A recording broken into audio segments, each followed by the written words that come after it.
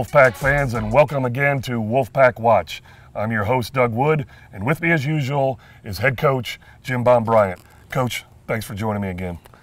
Pleasure to be here. Fans, we're coming off of a 38-0 victory over Paulding County this past Friday night, and it was a very dominating victory. The boys played well. The team played as good as could be expected, I believe, in my opinion. We'll get the coach's opinion just here in a second. Coach, your first real game here in Georgia, a 38-0 victory. You're undefeated as a head coach in Georgia. That's right. How does it feel? It feels good. You know, it feels really good. I told the kids after the game that, you know, half the teams in Georgia are undefeated right now, and we're one of them. So that's a great way to start the season. So we can't win them all till we win the first one. So we want to start out 1-0 after our scrimmage against Hiram. And speaking of that scrimmage against Hiram, we talked the last time about how you wanted a better effort this time because you felt like it wasn't quite there against Hiram. Talk a little bit about that. It looked like we dominated on both sides of the ball.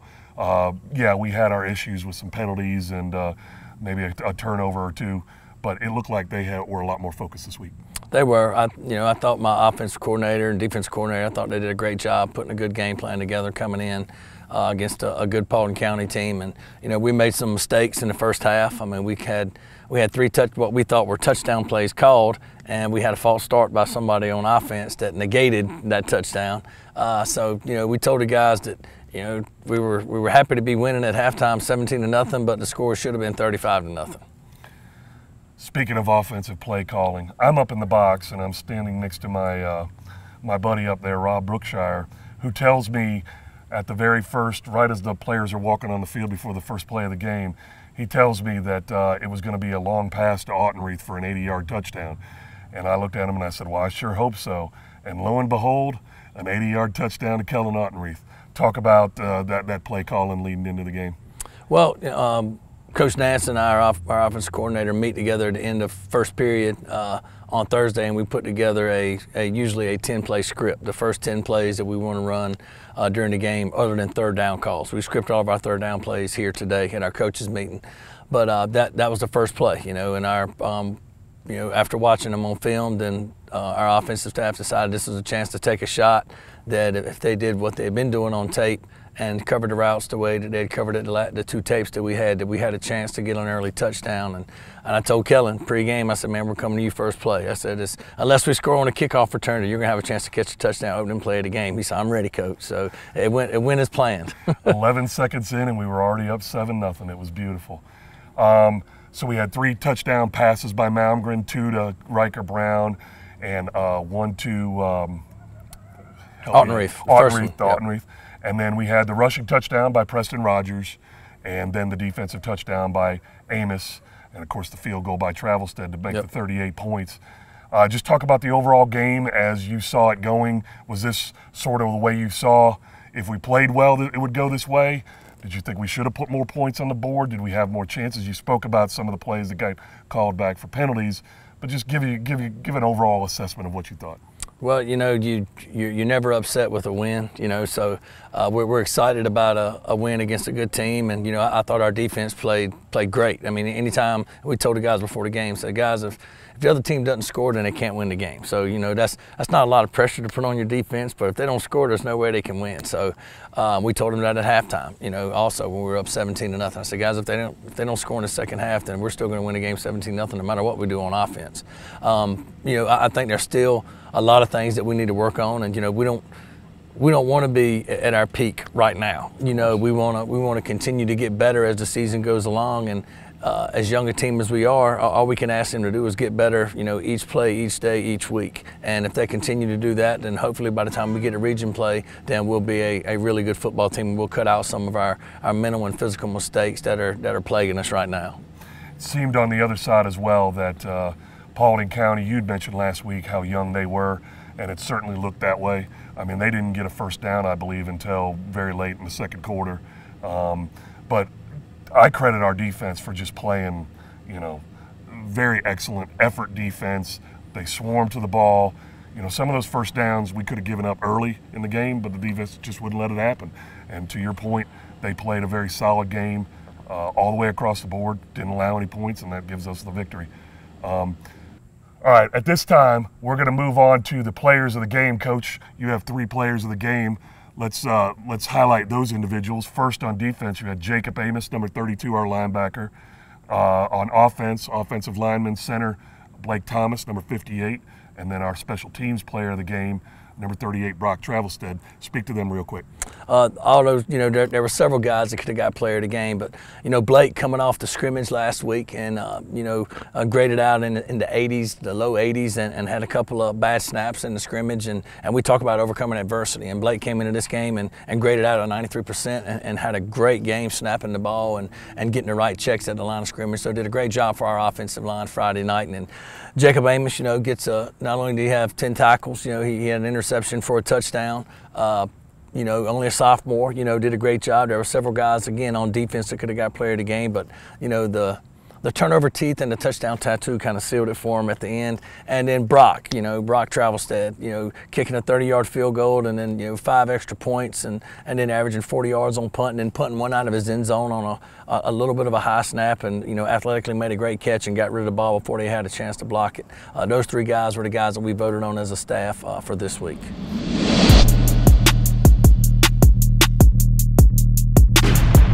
With me now are the players of the game from our opening game of the season against the Paulding County Patriots. First, on the defensive side, number 32 linebacker JACOB Amos. From the offensive line side, number 58 center Blake Thomas. And special teams, number 38 Brock Travelstead. First, we'll start out with you, JACOB. How did you feel about the opening game of the season? I thought it was a really good game to start off the season. You had, as I understand it, 10 tackles, 6 solo, 4 assists. You had 1 sack, 1 interception for 25 yards, and you took it to the house. How did that feel? Really good, but it was more like the D lineman doing it all for me, and I was just kind of there for it. As you've grown in this program, I know you're only a sophomore right now. Do you feel, pressure to, do your job as much as anybody else, or are you guys all covering each other? How do you feel about playing in this defense right now as a young kid? We really came together as a defense and focused off season as becoming a family, so there's really no pressure on me. This game against Paulding County, did you guys come in a little bit overconfident at all, or did you feel like you had a job to prove after the Hiram scrimmage the week before? We really had something to prove, and Coach Arthur made it really that's what we had to do, is prove ourselves. And you guys certainly did that coming off that 38-0 victory. We'll move on to Blake here if you'll pass that on over. Blake, congratulations. Thank you. I believe you rated out at a 93% grade efficiency for Friday night, which was outstanding. You're a senior this year. Yes, sir. And getting your first chance to really play regularly. How does that feel? It feels great. All that hard work over the past years have paid off. So. And as far as you playing center, any additional pressure that you put on yourself, knowing that the play starts with you, the ball gets hiked back there, it's all you to start with? Oh yeah, definitely. There's some pressure, but I like pressure. Put pressure on practice. Bring it on, man. All right. What are your aspirations after you get done with North Paulding this season as a senior? I'd like to continue with the program, maybe coaching maybe the middle school teams, and moving on to college. Okay. Any aspirations to play football at a college, or is this pretty much going to be it for you? This is going to be it. It's hard to believe this is going to be it. I know. It's been a long time. You've played with my son in the sir. past, and the senior class is very much close to my heart. So congratulations on what you've been able to accomplish, and good luck the rest of the year. Thank you. Pass it on over to Brock. Brock Travelstead, 5 extra points, clean on extra points, a 30-yard field goal. I think that might have been a little bit longer than 30 yards if I remember correctly. And then he averaged 40 yards on punts for the night. Brock, you're a junior. You've been with this program now the second year. You kicked halftime with your teammate last year. How does it feel this year to have the job sort of all to yourself? It feels great. It's a little bit of pressure on me, but I'm excited. I noticed that you've been going to a lot of camps and stuff like that. You're highly rated. Does that put any additional pressure on you, or you just keep working as hard as you can? I just keep working. Really, it's all the same. Camps, practice, games, all the same. Standing out there for the first field goal the other night against Paulding County, any thoughts in your head like, gosh, I don't want to miss this? No, sir. Not at all. Well, I'd like to congratulate all three of these guys for their efforts on Friday night and their game awards for the Paulding County game. We look forward to all three of you guys playing this week against South Paulding on the road. And good luck the rest of the year, boys.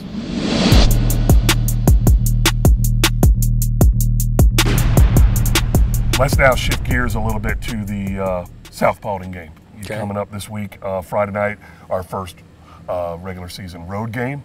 Tell us what you've seen of South so far. From what I watched on tape for them last year and to this year, they're a much improved team already. They scrimmaged Paulding County the week before, so we had that tape. So we got to see them do some things versus Paulding County, and they actually scored more than Paulding County did in the scrimmage, which again it was a scrimmage. But they're a very talented team. They got a new head coach as well. And he and I have spoke, numerous times when he came into Paulding County and I came into Paulding County. Coach Thompson and his staff have done a great job, and they played a lot of young kids last year on their varsity, freshmen and sophomores, and they've got a lot of sophomores and juniors that are playing for them now. But they're a much improved team from what I saw on tape last year versus North Paulding. And are you going to be changing any of your game strategy relative to our side, or are you pretty much you're going with some of the same strategy? Let's convert on offense, let's be efficient, so on and so forth, and the defense, let's swarm. Any kind of changes that you think you'll make? Well, the biggest change that I want to make offensively is converting some third down conversions, because we were 0 for 6 in third down conversions Friday night, and that's something that we've got to get better on, and that'll be on myself and our offensive coaching staff to script the right plays and the right time of the game on third down so that we can convert those and keep our defense off the field a little bit. We didn't have a whole lot of offensive plays the other night, but when we did, we either scored or we punted. I think we had one turnover. I think we had one fumble, but then we created 3 turnovers. So we want to continue to eliminate mistakes and convert on third down better than what we did this past week. And then we want our defense to continue to do what we tell them, the 2 things. Offensive and defense is going to win and lose games, which is we have to be able to run the ball successfully, and we've got to be able to stop the run. So if they can do that Friday night and we can help keep our defense off the field, then I think we'll have a chance to win. Speaking of the running back game and the running game in particular, it seemed like we had a lot better success this week than we did to Hiram, and that may be attributed a little bit to the defense, but I think the offensive line played better, blocked better, and gave at least a little bit of avenues for these running backs to run. Rogers had a few decent runs. Jelani Hooks had a couple good runs. Talk about the running back crew, because I know we talked about the wide receiver crew last time. Right. Let's give a little love to that running back crew. How do you think that they're doing on a rotation basis? Well, right now, we're going running back by committee until one of them really steps up and takes the job.